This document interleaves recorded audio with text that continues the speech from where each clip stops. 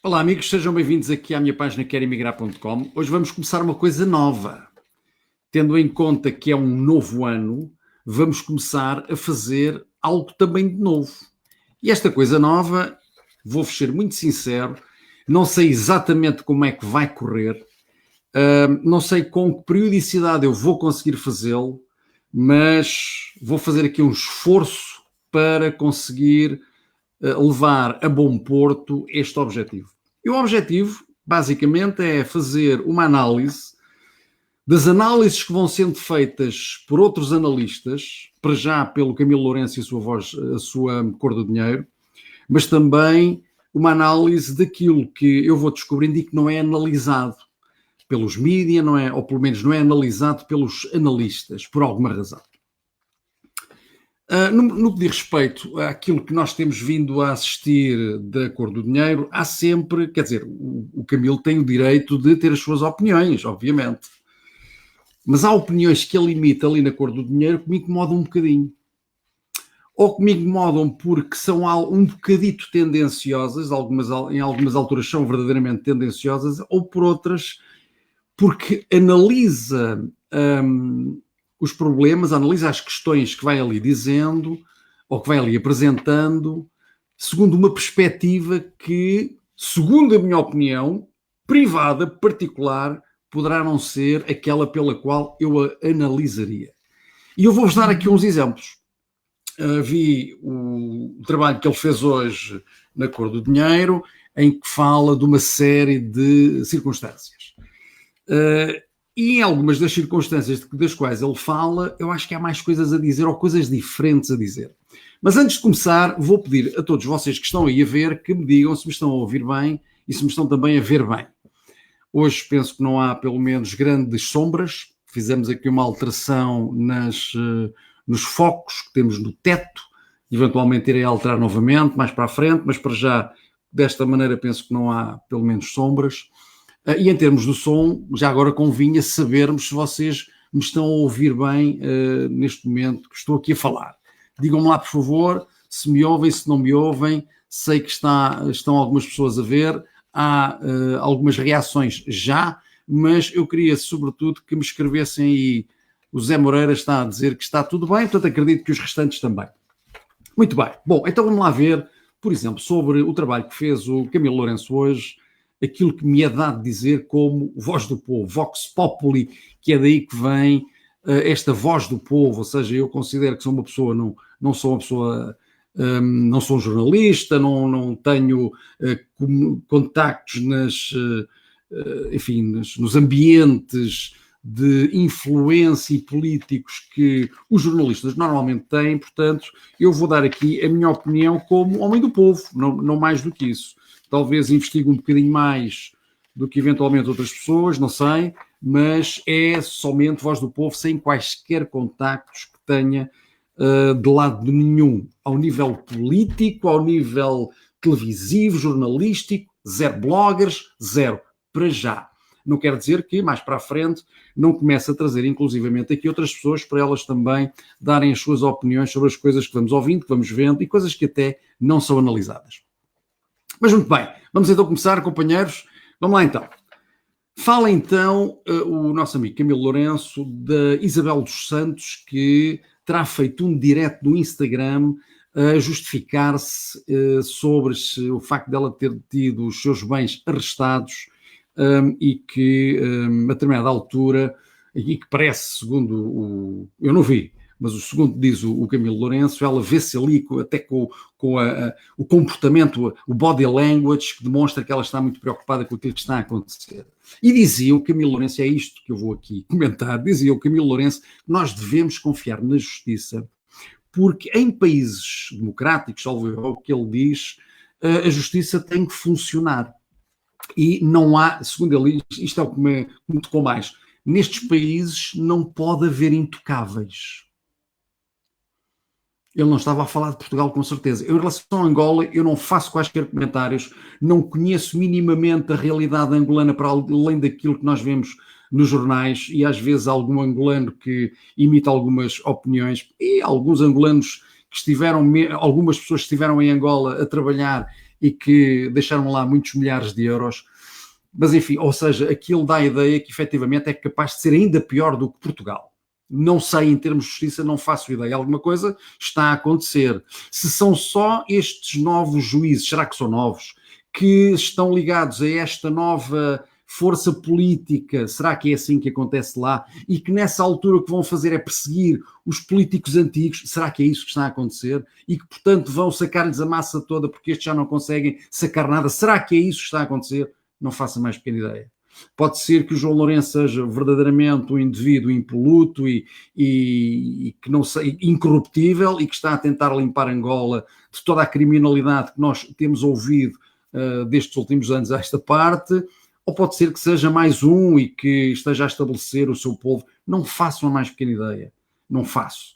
Mas eu achei interessante, sobretudo, vindo isto da boca do Camilo Lourenço, tendo em conta que ele vive em Portugal.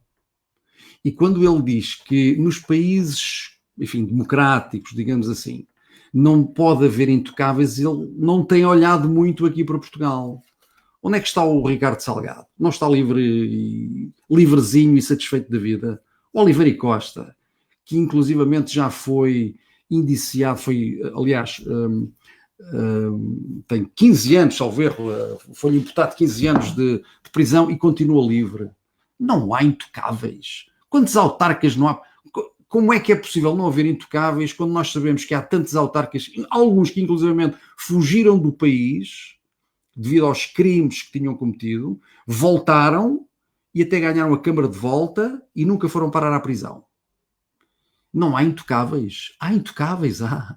O problema é esse. É quando nós vivemos num país onde há intocáveis. Ouça-se também, por exemplo, o que a Joana Amaral Dias tem dito, sobretudo dos atores da banca, do que eles fizeram e o que ela acha também sobre o existir efetivamente intocáveis. E este é que é o grande problema, é que nós temos intocáveis, pelo menos na nossa nação, na nossa comunidade portuguesa, enfim, no nosso país, temos de certeza, e nós vemos, nós sabemos que há intocáveis. Infelizmente é isso, e é exatamente por isso que estão a começar a entrar outras forças políticas que começam a verbalizar aquilo que nós sentimos, e vamos ver o que é que isto vai dar. Portanto, este foi o primeiro item. Eu esqueci-me de vos apresentar aqui o primeiro item em termos de rodapé, e pronto, está aqui o primeiro item terminado. Segundo item. Segundo parece, o Presidente da República e o Ministro do Ambiente estiveram no Baixo Mondego a ver as coisas e a falar um pouco, estiveram lá com jornalistas e não sei o quê. E lamentava-se o Camilo Lourenço de que os jornalistas não lhe fizeram as perguntas que deviam ter feito, nomeadamente que lhes perguntassem, que lhes dissessem porque é que não diz aqui que pretende deslocalizar estas povoações aqui, estas povoações, para que elas digam, enfim, para que lhes expliquem, enfim, qual é ou repita aquilo que disse relativamente à deslocalização das populações pelo facto de terem havido cheias no Baixo Mondego. Bom, aqui vem-me outra coisa à memória, que é como é que é possível, em primeiro lugar, como é que é possível um ministro, um governante, lançar uma bomba dessas sem ter feito o seu trabalho de casa, ou seja, sem ter posto os autarcas, eles próprios fazerem uma análise do que pode ser feito no Baixo Mondego por forma a proteger as populações. Porquê é que lançou assim uma bola para o pinhal desta maneira, obviamente pondo em angústia todos os habitantes daquela zona? Como é que é possível os nossos governantes estarem de tal forma à vontade em nos tratar mal que o fazem desta maneira em público? Isto é a primeira coisa que eu pergunto. Em segundo lugar, em termos de liderança, isto não tem liderança nenhuma, isto só tem uma demonstração de poder e de autoridade exercida da forma mais negativa. Um governante não pode lançar uma bomba daquelas. Até se pode pôr por hipótese que a deslocalização das populações pode ser uma das soluções eventuais a vir a ser seguida. Mas é dita daquela maneira. Não há um estudo por trás, não há um contacto com as populações, não há uma discussão dentro da autarquia por forma a tentar descobrir-se como é que nós vamos proteger as populações em vez de estar a pôr em polvorosa. Isto por um lado. Por outro lado, a sério que querem deslocalizar as populações pelo facto de terem havido cheias. Então o que é que os holandeses já deviam ter feito? Já deviam ter deslocalizado a Holanda toda para outro sítio qualquer. Eles vivem abaixo do nível do mar. Eles protegeram-se, obviamente. Mais de 50% da Holanda está abaixo, está 1 metro abaixo do nível do mar. Mas isto é tudo doido. E vocês querem ver uma coisa interessante que eu vos vou mostrar aqui? Vamos lá ver. Vou-vos mostrar assim aqui algo que vocês podem depois fazer as vossas próprias investigações também. Então reparem aqui. Eu fiz aqui uma pequena investigação e reparem. Há 33 países cujo território está abaixo do nível do mar. Portanto, não é só a Holanda, são 33 territórios. E quando nós vimos aqui ver um pouco mais, enfim, alguns sites que falam sobre isto, por exemplo, neste, vejam, tudo isto está abaixo do nível do mar. Mas vejam, por exemplo, o exemplo de Israel. Porque nós estamos a pensar desta forma. Não. Tudo o que a natureza vai buscar, nós devemos é sair de lá. Israel estava morto. Israel onde é que vai buscar a água para se beber? Vai buscar ao oceano. Israel onde é que vai buscar os legumes, os tomates que eles consomem? Vai buscar ao deserto. Eles criaram as condições em situações adversas, em condições adversas, eles recriaram as condições por forma a que as populações vivessem. Então veio um governante, pelo facto de terem havido umas cheias no Baixo Mondego, dizer não, vamos sair dali porque, e de certa forma até apoiado, não de 100%, mas com algumas posições do Camilo Lourenço, vamos lá ver, a natureza vai buscar de volta aquilo que os humanos foram utilizar. Isto é assim. Mas não conseguimos aprender com o que se passa à nossa volta. Portanto, isto é o que eu tenho a dizer sobre esta questão das deslocalizações do Baixo Mondego. Bem, vamos lá continuar aqui. Como já viram, tenho aqui algumas coisas que estou a testar também em termos de funcionamento. Temos então a deslocalização. Next. Diz o Camilo Lourenço uma coisa fabulosa. Ele ficou escandalizado pelo facto de, das 10 notícias mais lidas do Jornal de Negócios, a primeira, a mais lida verdadeiramente, foi sobre os orçamentos da Liga NOS. Futebol, basicamente. E ele ficou escandalizado pelo facto de não termos, dos nossos leitores, não se preocuparem com coisas mais profundas. E eu fico, sobretudo, escandalizado por nós termos um país em que os governantes, em que os líderes, em que aqueles que podiam ajudar a nossa população a entender o que é verdadeiramente importante, nunca o fizeram. Porque quando nós temos políticos que dão os exemplos que dão de roubarem o erário público, de enganarem, de mentir, inclusivamente, houve até um político, salvo erro, do CDS, que dizia: o povo português obriga-nos a mentir nas campanhas eleitorais. Ou seja, quando nós temos os nossos líderes, aqueles que deveriam ser o nosso exemplo, em lugar de darem um bom exemplo, em lugar de criarem o sistema educativo adequado para que a população cresça, para que a população aprenda, para que a população evolua. Não temos. Isso é que me escandaliza. Porque aquilo que o Camilo Lourenço identificou como grave, e é grave, ele deve olhar não como o ponto a focarmos-nos, mas sim a razão pela qual essa situação ocorre.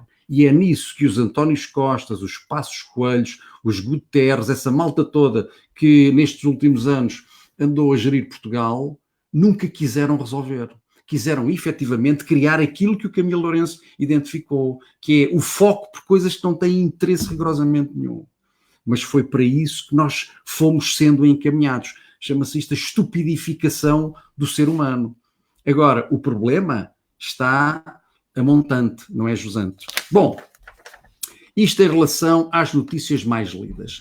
A seguinte, que eu também achei interessante, foi o António Costa e a saúde. Parece que o António Costa finalmente se preocupou com a questão do Serviço Nacional de Saúde, com a questão da saúde. Mas preocupou-se agora porquê? Segundo ele diz, o Camilo Lourenço diz, então, é porque está neste momento a manchar a sua imagem. Então, mas nós temos governantes que se preocupam com o bem-estar da população ou temos governantes que se preocupam com a imagem que eles têm? Mas mais, em relação ao Sistema Nacional de Saúde, como em relação a todos os outros serviços públicos, eu considero que todo político que fosse governante deveria ser obrigado, notem o que eu estou a dizer, devia ser obrigado a utilizar unicamente os serviços de saúde disponibilizados pelo Serviço Nacional de Saúde. Vocês não acham que os Antónios Costas, os Ferros Rodrigues, essa malta, os Carlos César, os Passos Coelhos, essa malta toda que gera o bem-estar do país, se eles verdadeiramente tivessem que utilizar o Sistema Nacional de Saúde ou o Serviço Nacional de Saúde, o Serviço Nacional de Saúde não estava muito bom? É claro que eles não podiam criar filas VIP. Tinha que ser igual para todos. Vocês não acham que isso ia acontecer? Pois era aí que o Sr. António Costa, quando alguma vez aparecer algum político que verdadeiramente queira demonstrar que está preocupado, como o Marcelo Rebelo de Sousa também, se ele quisesse demonstrar que estava verdadeiramente preocupado com a saúde dos portugueses, era isso que eles passavam a fazer. Passavam a ir só, unicamente, aos hospitais de oferta pública, aos serviços públicos. Exatamente aquilo que fazem as pessoas que não têm dinheiro e que não podem ir aos serviços privados, não podem ir aos hospitais privados. Era isso que eles faziam. Era isso. E nessa altura, sim senhor, já não tínhamos Antónios Costas preocupados com a sua imagem, tínhamos Antónios Costas preocupados com o bem-estar da população. Portanto, em relação ao nosso António Costa, a seguir, discurso do Presidente da República. Como sabem, houve uma série de reações sobre o discurso do Presidente da República. E eu também, aquilo parece música, não é? Parece uma música de encantar, aquilo ali, não há nada que demonstre que estamos com problemas no país. O país está perfeito, não há qualquer problema. Ele dá ali umas dicas, manda ali umas bolitas e tal, mais comunicação, enfim, nada que tenha a ver com aquilo que está a acontecer com o país. O que é que eu gostava de ver no discurso de um Presidente da República, sobretudo nesta altura? Olha, gostava que ele falasse daquilo que descobriu, que ele disse que ia descobrir, era necessário analisar, das análises que foram feitas, o que é que se descobriu com o que aconteceu em Pedrógão e com o dinheiro que as pessoas deram para ajudar as pessoas que lá perderam tudo que tinham nesses incêndios. Ou, inclusivamente, o que é que se descobriu dos desmandos que foram feitos, das ofertas que foram dadas diretamente à Câmara Municipal, por forma a que eles dessem depois aos seus autarcas, e inclusivamente toda aquela bambuchada de haverem construções feitas pelos amigos ou prós amigos que nem sequer tinham aquelas casas com primeira habitação. O que é que se descobriu? E isso era uma pergunta que ele podia fazer no seu discurso presidencial, não é? Descobriu-se isto, não era? O que é que se descobriu, por exemplo, ou qual foi, não é o que se descobriu, qual foi a postura que ele teve, ou que ele acha que se deve ter, numa Assembleia da República, em que um presidente da Assembleia da República se permite chamar a atenção a um deputado pelo facto de utilizar determinadas palavras que nem sequer são palavrões, são pura e simplesmente termos que ele insiste em utilizar, que é o estilo dele quando faz as suas intervenções políticas. Ou seja, nítida ditadura dentro do Parlamento. O que é que ele acha, sendo ele um responsável por defender o regular funcionamento das instituições? É uma frase muito bonita, não é? Mas o que é que ele fez sobre isso? O que é que ele achou sobre isso? Nós nunca ouvimos, não é? Ele podia ter dito nessa altura o regular funcionamento das instituições, que é da responsabilidade dele, está no seu job description. O que é que ele descobriu também sobre a estrada que se abateu no Alentejo e que houve lá uma série de mortes também? Não se descobriu ainda nada? Não é para se falar sobre aquilo que aconteceu e que ele terá feito no sentido de induzir o governo para que isto não volte a acontecer? Isso era também importante nós sabermos. O que é que ele já descobriu e o que é que ele espera que se faça e qual é a posição dele relativamente aos lesados do BES que foram expoliados de todos os seus bens, tudo aquilo que eles tinham, muitos deles inclusivamente passando 30 e 40 anos fora do país para tentar ganhar um pouquinho de dinheiro, para depois terem então uma reforma mais regradita. Todos esses que perderam o dinheiro todo, muitos deles que já se suicidaram, ele não tem opinião sobre isso.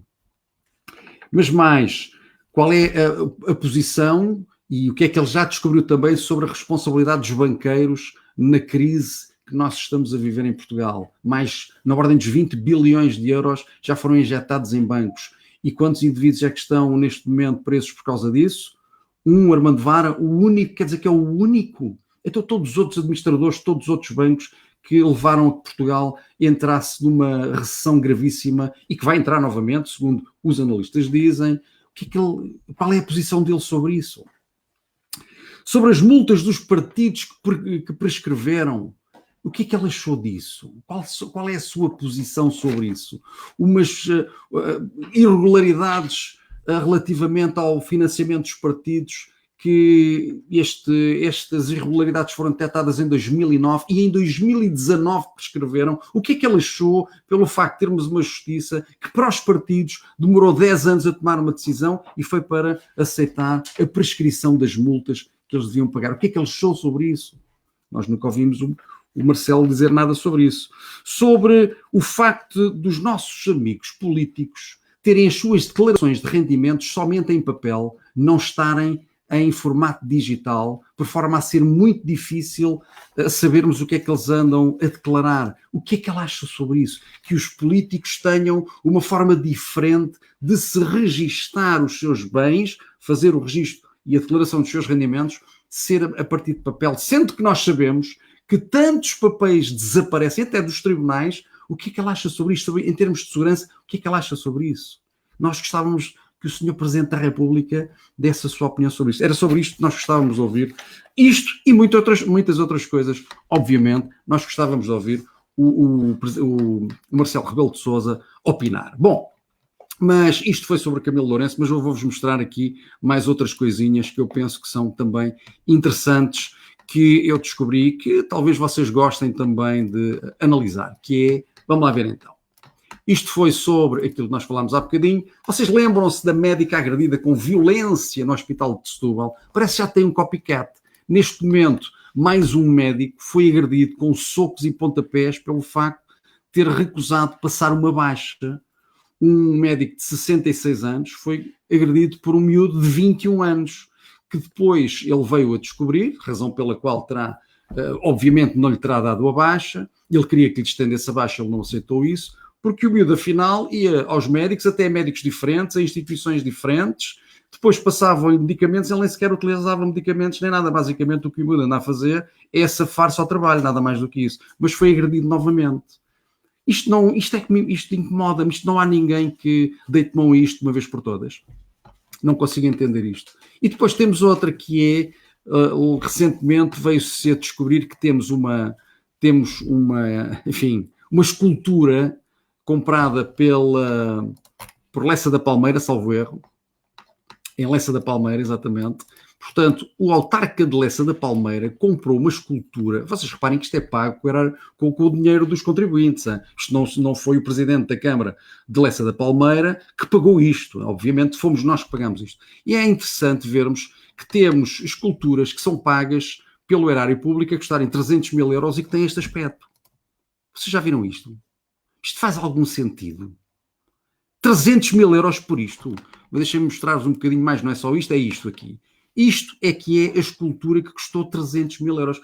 Há uma coisa que eu não entendo. Nós devíamos escrutinar esta bambuchada.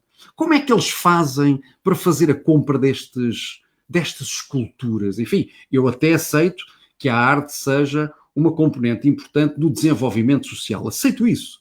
Mas quais são as regras para se comprarem obras de arte que são públicas, obviamente? Quais são as regras? Não há... Como é que eles escrutinam isto? Como é que eles analisam os artistas? O que é que os artistas propõem?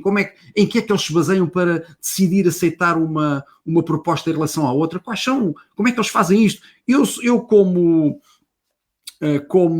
cidadão português, se me fosse posto à análise, olha, queres comprar aceitas que esta escultura que vai custar 300 mil euros seja comprado pela nossa autarquia? Eu dizia que não, obviamente. Uma série de ferros postos uns em cima dos outros. Estão a brincar comigo? Quem é que ganha com isto? Isto é o que eu me pergunto. Mas parece que este nosso amigo, este artista, como eles o chamam, o Pedro Cabrita Reis, fez outra que depois, em termos da idealidade do Eiras, foi acusado de ter feito, de ter comprado ou de ter ganho também a construção de uma outra escultura por mais de 1 milhão de euros, 1.250.000 euros, por uma escultura que seria esta. Depois, aqui o polígrafo diz, não senhor, não foi nada esta, e não foi 1.250.000, foi 1.050.000, salvo erro. Não, 1.250.000, mas eu acho que houve aqui uma alteração, ficou por 1.050.000 ou algo do género. Que não é aquela, é mentira. Pois é mentira, mas é isto. Desculpem lá. Isto custou-nos 1.250.000 euros. Mas quem é que decide isto? Quem é que toma estas decisões? É assim que querem que nós olhemos para a arte com bons olhos? Isto parece mais umas negociatas, não é? Eu não sei se são, se não são, eu não sei quem é que está a ganhar com isto, não sei se é só o artista, se é mais alguém, mas isto é aceitável. Põe-se aqui uns blocos de pedra uns em cima dos outros, e salvo o resto também. Põe-se aqui um perfil do Marquês de Pombal, passa para cá 1.250.000 euros. 1.250.000 euros. Isto faz sentido. Não há forma de nós, os cidadãos, darmos a nossa opinião sobre estas compras associadas à chamada arte, ou dita arte. Qualquer dia eu faço uma porcaria qualquer, eu também tenho jeito para este tipo de arte, qualquer um de nós acho que conseguiria fazer, não é?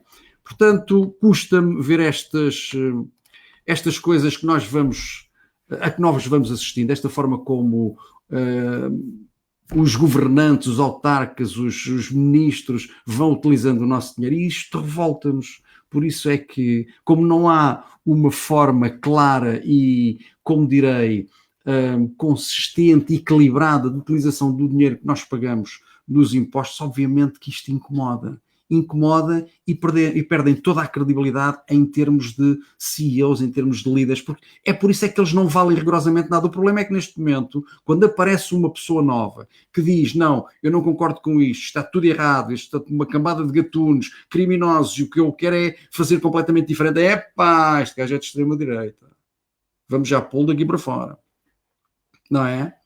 Portanto, vamos falando sobre estas coisas. Espero que todos vocês tenham também a consciência de que aquilo que vai acontecendo em Portugal subrepticiamente nunca é, ou na maior parte das vezes não é, no sentido de nós estarmos a ser protegidos e ajudados a desenvolver-nos. Meus caros amigos, espero que tenham gostado desta parte. Desta parte ou desta nova rúbrica que eu estou aqui a criar. Um grande abraço a vocês todos. Vamos analisando mais deste tipo, ou fazendo mais este tipo de análises agora ao longo das semanas. Não sei exatamente quantas vezes eu vou ter tempo para fazer isto, mas uma coisa vos garanto, vou estar por aqui, continuarei sem dúvida por aqui, e ao longo do tempo vamos vendo outras situações que mereçam, segundo a minha opinião, que mereçam um olhar atento daquilo que os nossos governantes, os nossos políticos, os nossos líderes vêm fazendo com Portugal. Um grande abraço e lembrem-se que emigrar não é esquecer. Até o próximo vídeo.